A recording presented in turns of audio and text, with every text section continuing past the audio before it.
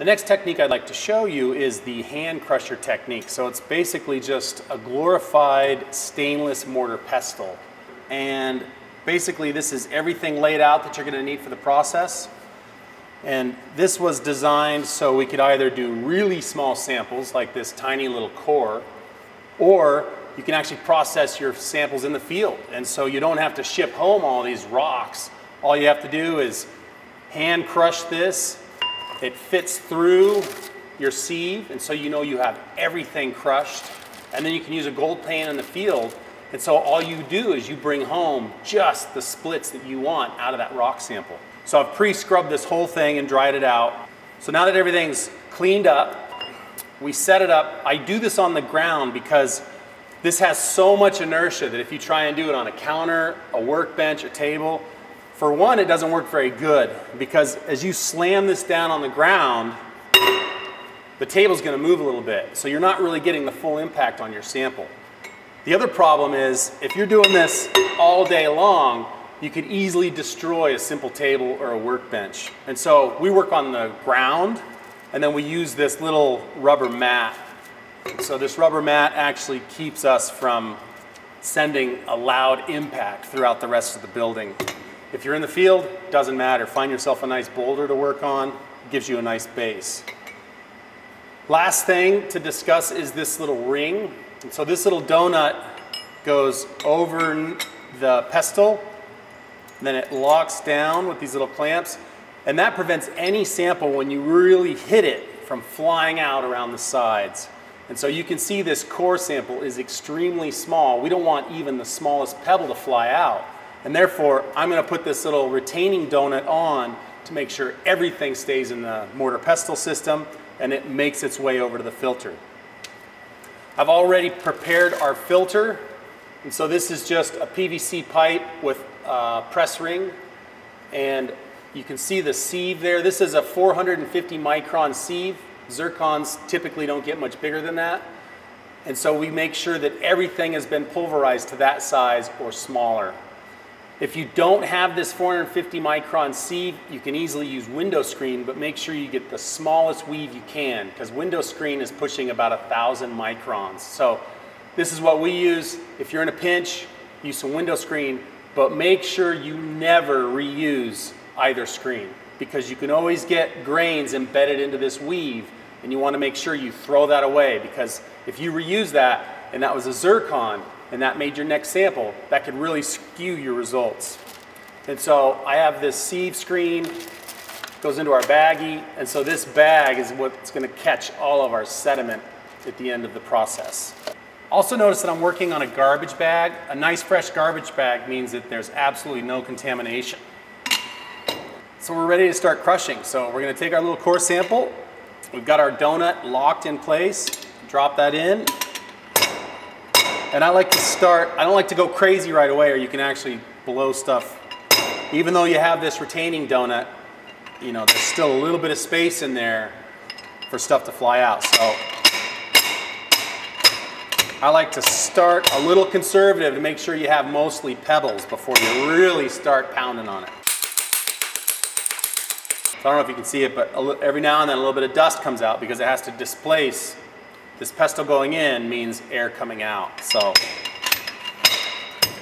be a little conservative as you get started.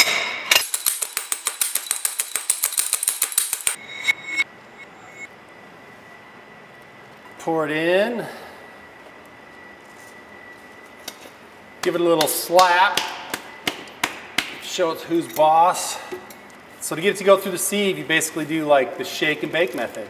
Shake, and then bake. It's a little bit of shake and then bake. Shake and bake. But you don't have to do the bake.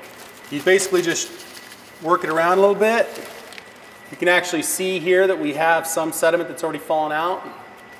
That's about 25% of our sample size. So going pretty quick. So we take this now. And this is a kind of a weird technique. So you don't want to pull this sieve completely out of the bag or things could still fall out. So allow it to tilt, keep the bag vertical, and then you can pour everything in and not lose anything.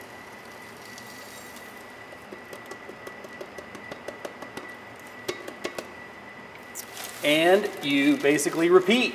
So you're going to do that until everything has been pulverized and made it through the sieve.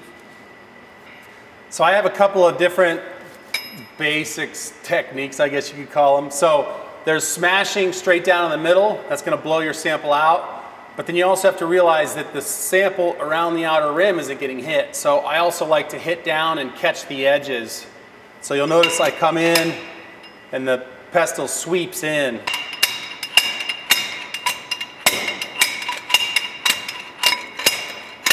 Because sometimes it's not just the pounding that actually pulverizes this stuff, it's the sliding of the pestle across the surface. So besides pounding down, you can also work it around. If you're going to work it around, it's best to get rid of the donut.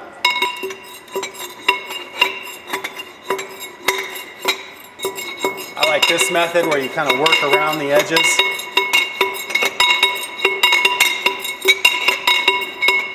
And when you're doing that sliding, you don't have to worry about things blowing out because you're not really doing an impact. Sometimes it's even best to start with this sliding method because if your sample's soft, you don't need to pound it. You really just need to do the old mortar pestle technique of sliding it across.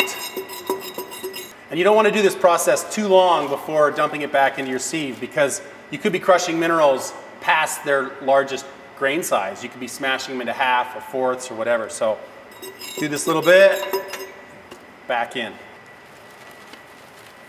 You'll see there's pretty much nothing that's left.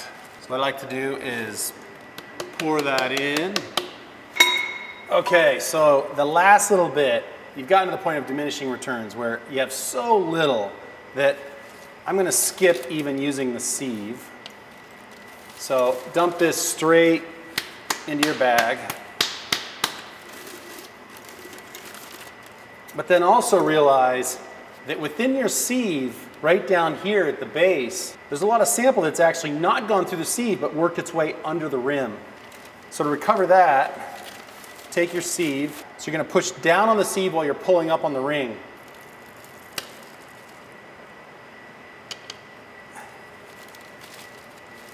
And so that ensures that you've got every single piece of that sample. I like to take my sieve out and then actually work every last grain that might be stuck within it, stuff that's right at that 450 micron. Sieve gets tossed, everything else gets cleaned, sample gets bagged and labeled. Since the sample's so small, we have a lot of static. I'm going to take this all the way down to our Minsep lab and work with this because I can still rinse off all of that and maybe recover a few small zircons. Okay, now to clean everything, the first thing you want to do is rinse it all off, get all the dust out. Anything that's not embedded that you're going to have to scrape out, just rinse it out. So rinse out the mortar, rinse off the pestle, fill it up with a little bit of water, add a couple drops of soap. Make sure your hands are dry before you handle the drill. First thing you're going to chuck up is the big brush. So for this, it's an automatic chuck, so make sure the drill is on clockwise. Grab the chuck and then hold it while you tighten. So working your way around on the bottom there. Then with the big brush, you can come up and work all the sides.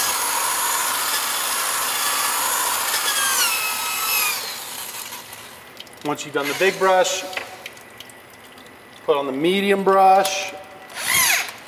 Now with the medium brush, you can't really do the sides, so you're mainly just focusing on getting smaller in the middle of the bottom. And then with the medium brush, you can actually work on the tip of the pestle. So careful with this, you don't want to hit your hand, but it allows you to really scrub that impact zone. So that really allows you to get off all of the embedded grains. Rinse that off. And then finally switch to the small brush. Small brush, all you're really doing is getting the dead center on the bottom.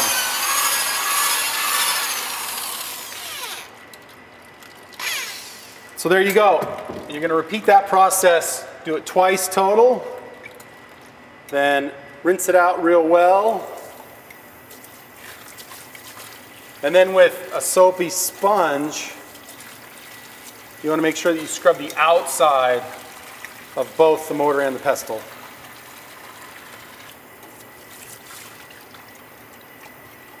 You'll notice I'm wearing safety wear eyeglasses because you're working with wire brushes. Those bristles can fly off and hit you in the eye. Next, I'm going to put on ear protection, and I'm going to blow this off with the compressed air. Once it's all dried off, you can set this on the counter, and it's ready, nice and clean, even though the next person is going to clean it before they use it. And that ensures absolutely no contamination in any of our samples. So that one's clean. Then soap up our pestle, rinse it off, and then finally blow dry it off with compressed air. Scrub down our rubber mat. So soap that down, rinse it, do it again. So soap it down, rinse it. And then this goes back on its drying rack. And then our sieve ring. So soap it down, rinse it, do it again, soap it down, rinse it. And then our main sieve tube. Soap it down, inside and out. Rinse it, do it again.